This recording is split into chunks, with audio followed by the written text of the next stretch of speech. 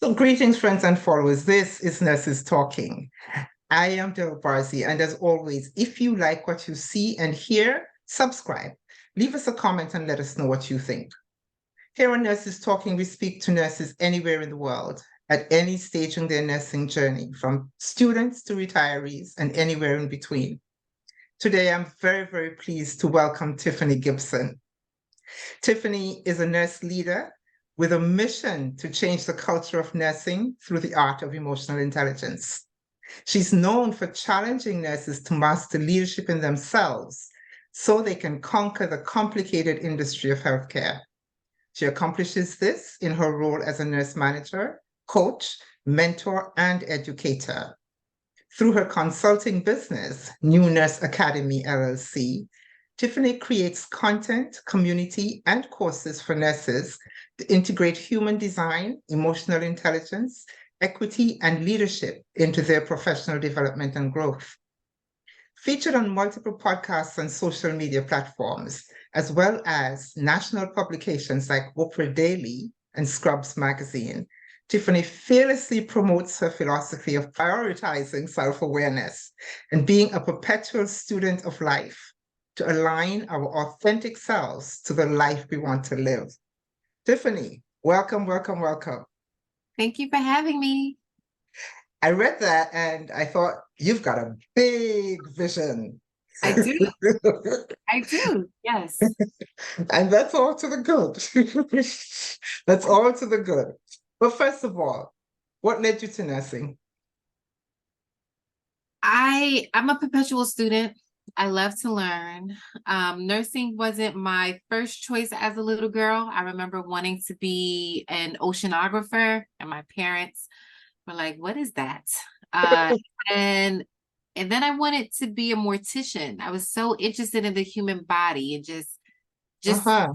the process of death. And I'm like, yeah, I'll be a mortician. And my mom was, she said, "You're not going to find a husband being a mortician." And but then also not realizing that most morticians and mortuaries are family-owned businesses.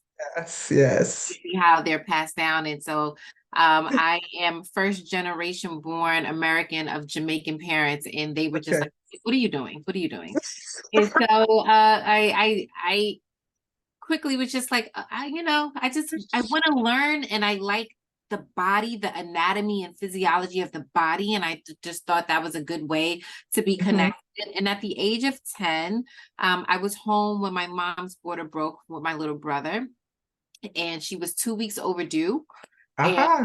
summertime, and her and I were home. And so I went with her to the hospital and saw all the nurses who cared for my mom. It was a very, very quick delivery. By the time she got out of the car and up to the unit, my brother was born in transition, and the nurses were there. And I remember them taking care of me and offering me snacks and like a TV and something to watch. And they were just so cool in their white dresses and stockings and shoes. And I said, yeah, I could do that. If that means that I'm still connected to the body, but also I get to do all these other fun things, that's what I want to do. And that's kind of when I shifted my mindset to be a nurse. Wow. So was that your first encounter with healthcare in any way? Yes, it was. It was. Being in a hospital setting was me being there when my little brother was born. Wow. What an impression that first encounter made. Yes, yes, absolutely. So at 10, you wanted to do this. But when you did do it, was it, first of all, what were the challenges getting to it? My only challenge in becoming a nurse was at the very beginning. Freshman year of college, I partied a lot. And so my GPA was I was on academic probation, and because my GPA was so bad, I wasn't competitive enough to get into the nursing school. And so for my first undergrad degree, I actually had to change majors to public health just so I can graduate on time, and it wasn't a waste of money and time for my parents. Yeah, yeah.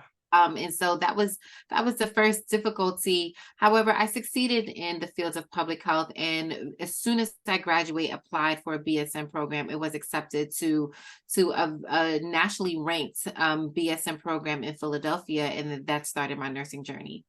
Okay, okay. And then my second part of that question is, having become a nurse, was it what you thought it would be? From all those white dresses and white stockings? It was. I do not have any toxic stories about nursing. That is not my lived experience. I Okay. I was an extern tech. There's different Mm, names for the same role. But yeah. as a student, I worked in my dream hospital unit, and then upon graduation, I was hired on that same unit, and I grew into leadership on that same unit. It was there for a total of 10 years, and so it was my dream job on my dream unit. I worked the shifts that I wanted. I had amazing coworkers, and so yes, nursing was everything I thought it would be. And then some, I guess. Mhm. So what kind of unit was that dream unit? So it was an adolescent unit, which allowed me to merge my education in public health because I focus on sex health education and teaching. Okay. And I Uh-huh. worked on an inpatient adolescent unit that also had nephrology, behavioral health, and general pediatrics, but mostly our patients were ages 13 and up. And so I was able to create like a sex ed workshop on the unit just from my past experiences, and I was able to do a lot of community health nursing as well. The hospital supported me with a fellowship and going out into the community and doing sex education then in my role as a nurse on behalf of Hmm. the hospital. And Hmm. so it was like the perfect mix of both degrees. So in retrospect, then, that partying in the first year that pushed you into public health. It worked out. They say all things work for the good, right? And so it was Yes. supposed to happen in order for me to get on this trajectory because I love educating. If I wasn't a nurse educator, I would be educating something in some sort of way. I do appreciate public health and being able to help the community understand what's going on and make them make better decisions. And so yeah, I would be an educator anyway. So yes, the partying was necessary. So it's that desire to educate that pushed you into coaching, I'm presuming. It is. It pushed me into clinical instruction. On the unit, I did a lot of education as charge nurse, as preceptor. I was Mm-hmm. committee chair, and just also because I'm in pediatrics, educating the family and the patient, constant education. Um, Mm-hmm. and I realized that I can make better impacts on patient care if more nurses just knew how to educate differently. And Yeah. so it kind of took a step back from direct patient care education to like, let me help foster the new nurse. Let me help with educating them in their approach to patient care. And that's how my journey into entrepreneurship started. Mhm. That's awesome. And that's such a huge part of nursing, actually. Mhm. The education thing. But yes, to foster continuing education, particularly for nurses who are trying to find their feet and trying to find their niche, and because there's so many niches, my goodness, that it's that's huge. Mhm. But what would you like to see change? I would like for nursing to focus first on the psychosocial aspects of just showing up. We are humans. Mm-hmm. There's a lot of focus on the art of nursing and the technical, legal, operational, Mm-hmm. logistical, clinical part of nursing, but there's not a lot of talk about the person who is a nurse. Mm-hmm. That's Mm-hmm. missing because you can teach me all those other things. And if I don't feel good about myself, if I don't feel a sense of belonging, if I can't show up to work as my authentic self, then none of that is going to be sustainable. It may matter, but I'm not going to be able to sustain it in the way that you want me to, or the way that I would like to, because of how I feel about myself. So that emotional intelligence, that psychosocial safety, the humanity of who we are as people who are nurses, not Mm-hmm. just nurses. but people who are nurses, because we are not our occupation. That to me is like there's a gap and a disconnect. Yes, yes, yes. And in reading about you, you seem to focus a lot on that emotional intelligence. And how do you get it across? So in 2019, I was taking a postgraduate course on diversity, equity, and inclusion in healthcare leadership. And it was in that course that the term emotional intelligence was presented to me in a way that made sense. I kind of always knew about emotional intelligence and self-awareness, and the fact that my thoughts affects my behaviors, which affects my attitude, which affects my thoughts, and it becomes a cycle. I knew that, but didn't know that there was a science behind it and there was a theory behind it. And I didn't know what the name was until I took that course in 2019. And so I was already coaching, consulting, and doing clinical education at that time. But then that's kind of when I enhanced my business a little bit to incorporate this emotional intelligence. Now that I knew what it was, now that I knew the research behind it, now that I can put a name to it, I started incorporating that into my business methods. And I would imagine that you would see a lot of people or nurses who are starved for that. Yes, absolutely. I'm still in business today because nurses are starved for that. And there is a sense of internal conflict that people have. Yes. Where they know that there's more, they know that they're out of alignment, and they're just not quite sure what to do and how to pivot because society is telling them to do this. And the culture of nursing is so heavy that it can condition people to live their life a certain way. Yeah. And once we become deconditioned from that and break away from these limited beliefs and pour into self, then your point of view is completely different. And so, yes, there are a lot of nurses who are at the cusp of personal and professional development. It intersects. Where they want to do more, but they don't want to overexert themselves and sacrifice themselves for the good of nursing. And so they hold back. But then in holding back, they feel some angst because they want to grow in nursing. And so they're at this conflict, and that's where the emotional intelligence comes into place. And that is huge. What you just said there, what you just articulated, that is so huge because and that translates into that discomfort translates into much of what we talk about when we talk about things like nurses eating their young. Yes. And all of that. And all of that. Yeah. So you touched though on pouring into yourself and all of that. And very often these days we're talking about that as self-care. What does that mean to you personally, self-care? Oh, I'm so glad you asked because right now the picture of self-care is like spa day, taking vacation, getting your nails done, having long baths. And to me, that's just hygiene, right? It's just like things that you do every day anyway, because in the moment it feels good. It's not sustainable. It's not sustainable. Self-care has to be internal. It has to be innate. And it has to do with pouring into your cup and only pouring from your overflow, not pouring from your cup. You know, a lot of people say you can't pour from an empty cup. I don't want to pour from my cup at all. I want my cup to be full all the time. And any excess is what I give out to the world. That to me is self-care. It's selfish. It's self-awareness. It's self-management. It is incorporating what I prioritize for me in my lifestyle. So not waiting to look on the calendar to see when can I take time off. This is how I live my life. I prioritize me. I create these boundaries so I can keep my cup full. That to me is self-care. Yeah. And I love that way that you put it about pouring from your overflow. Because if you are pouring from your cup, just constantly striving to keep the cup, to keep the level up. It is a constant chase to refill that cup. And then you're looking for other people to help you refill that cup because it's such a tall order. It's a tall task. Yeah. And then if your cup is not full, then what? Yeah, exactly.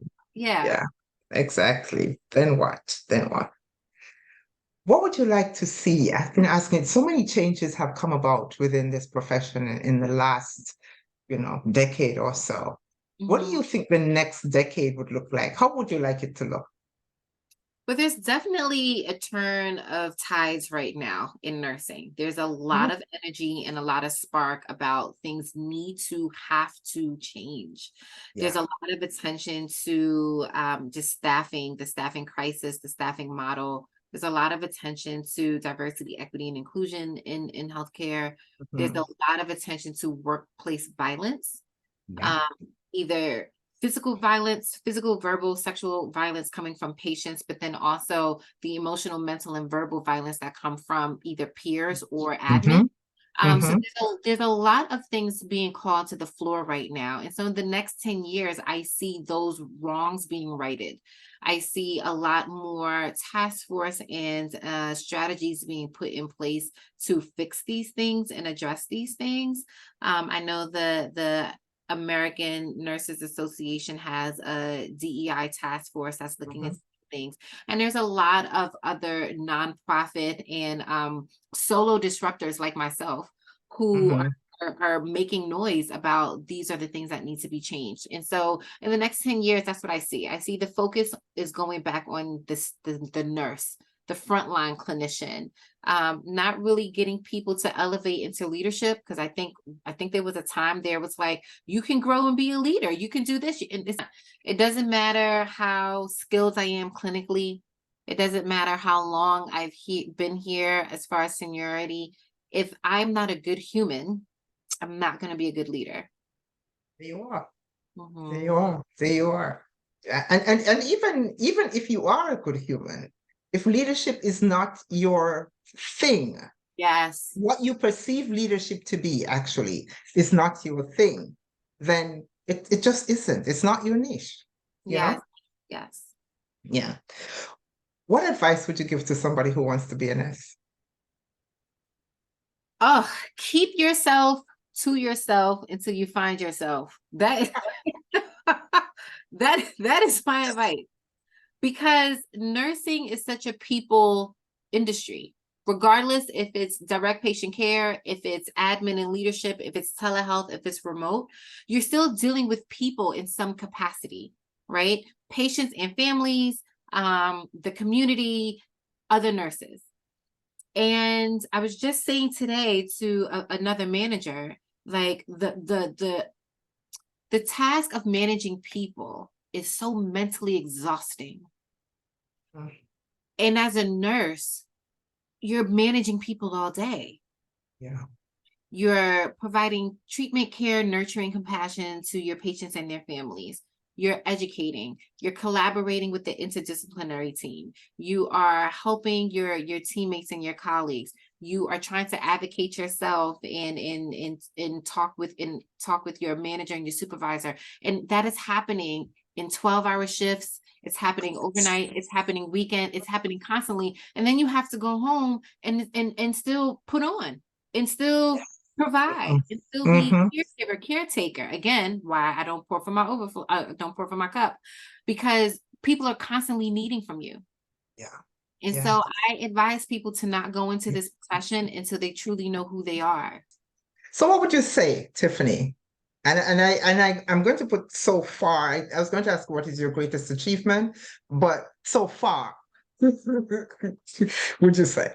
Um, my greatest achievement so far is the actualization of my theory of emotional intelligence in nursing. There's not a lot of nurses in this space. There are some, but there's not a lot of nurses in this space. And in the way that I present in this space, I know that I am unconventional in my workshops. I purposefully call myself a disruptor and an agitator because I want to ruffle feathers, because I want people to stop and think.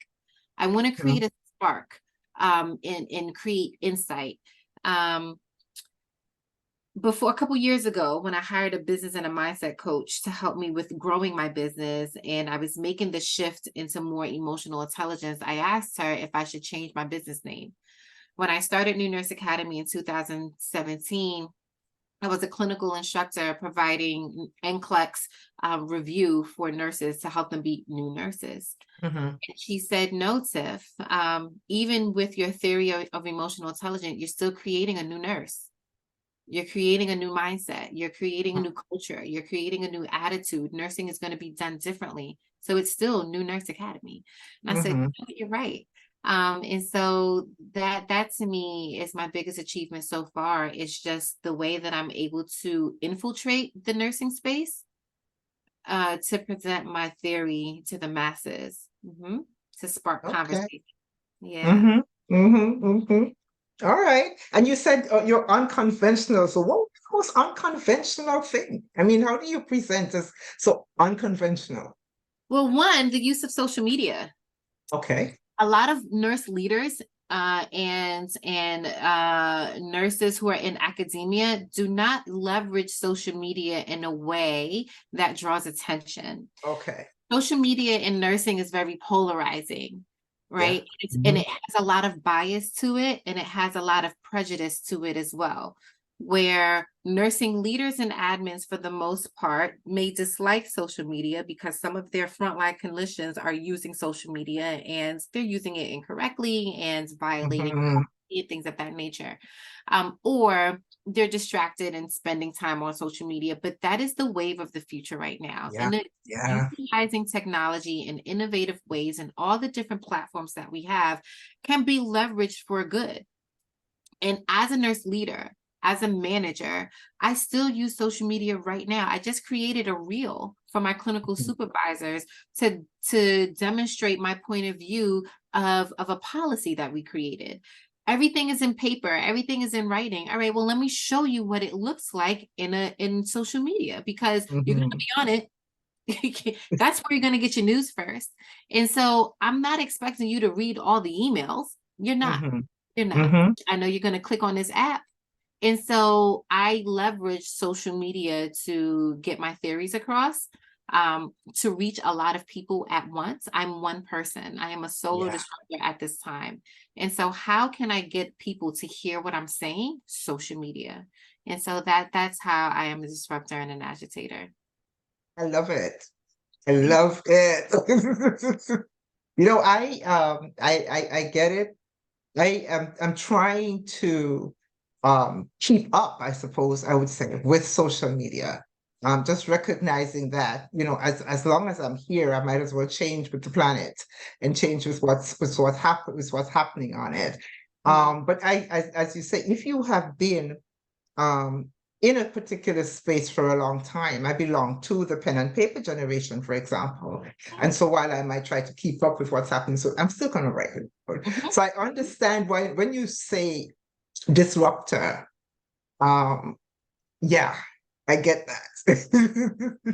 Yeah. I get that. When you use the word disruptor, um, I get that because I know that it has to impact a lot of people, although you're aiming at new nurses and new grads, those new nurses are coming into an environment where older people who are not of their own generation, who are not really as comfortable or conversant with social media. And so Mhm. yeah, disruptor, yeah, I Yeah. see it. Yeah. Thank you. Thank you. Thank you. Before we go, Tiffany, is there any little gem you'd like to leave us with? I would love people to just be open to the idea that there's more to life than their job. I will bark from the highest tree that we are not our occupation. No, no. We are nurses by profession because we're licensed, because we're educated. It doesn't mean that's who we are. It's a title and it's how we serve Mhm, people, but that it doesn't mhm, define us. mhm, And mhm, so mhm, I want that's the first mindset shift that I want nurses to have. You are you, and you are an amalgamation of your entire lived experience. And nursing is a small piece of that. mhm. You became a nurse as an adult, but you're not gonna be a nurse up until the moment you die. I hope not, right? There's so much life to live. This life to live. So the occupation creates currency for us to live and travel and experience. And the occupation for some people is their calling, it's their purpose. For others, it's not. It's completely Mm-hmm. transactional, which is Mm-hmm. fine. But that's what it is. It's an occupation. When you were home with your family, you were not the nurse, right? That's not who your children, your spouse, they don't see you as the nurse. Mm-hmm. Mm-hmm. So, and you shouldn't see yourself as that too, because I think that's very limiting. And so I would like to leave people with that. And if they want to interact with this conversation for more, I encourage them to follow me on all the socials. They can find me at New Nurse Academy on Twitter, Facebook, Instagram, TikTok. And then on LinkedIn, they can find me at Tiffany E. Gibson. All right. And just as a follow-up to that, just let everyone know that all of her contacts I'll put in the description box. So you can find Tiffany. Thank you so, so very much for this conversation, Tiffany. It's really an uplifting, enlightening conversation. Thank you. Thank you for having me. My pleasure.